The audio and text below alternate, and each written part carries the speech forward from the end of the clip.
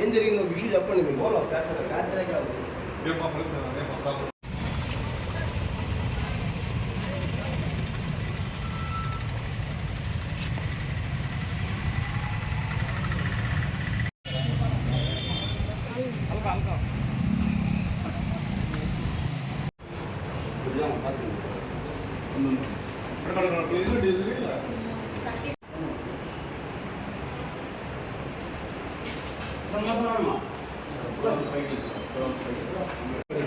ఇక్కడ కూర్చొని పెట్టుకుంది సార్ అట్టు పెట్టేస్తాను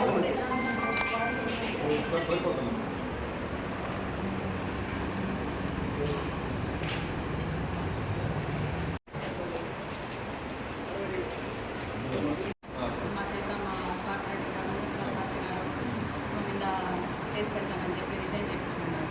మేము రిజైన్ చేసాము. మా జాబ్ మాకు కావాలని చెప్పి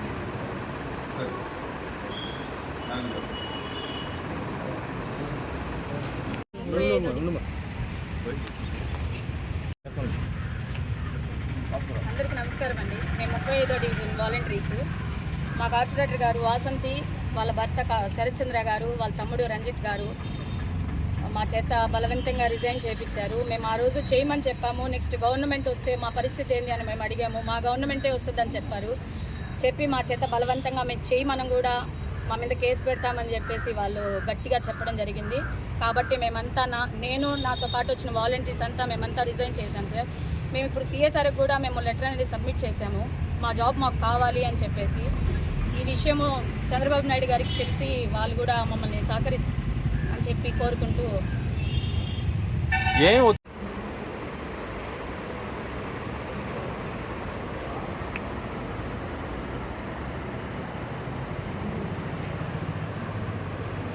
రాజీనామా చేసి పార్టీ తరఫున తిరగాలి అని చెప్పారు సార్ వాళ్ళు. కాబట్టి మేము రాజీనామా చేశాము. కేసు పెడతామని చెప్పారు మా మీద. వాలంటీర్ మమ్మల్ని ఏంటంటే రిజైన్ చేయమని చెప్పి బలవంతంగా చేయించారు. ఏంటంటే చేయకపోతే నెక్స్ట్ వచ్చేది మాదే వైసీపీ తరఫున అని చెప్పేసి, లేదంటే మీ మీద కేసులు పెడతారంటే మీకు ఉద్యోగం కూడా ఉండదు అని చెప్పి బెదిరించి బలవంతంగా రిజైన్ చేయించారు. ఈరోజు ఏంటంటే మాకు ఉద్యోగం లేక మాకు బ్రతుకుతారు అదే, దానివల్ల చాలా వాలంటీర్స్ని మమ్మల్ని బలవంతంగా రాజీనామా చేస్తారు.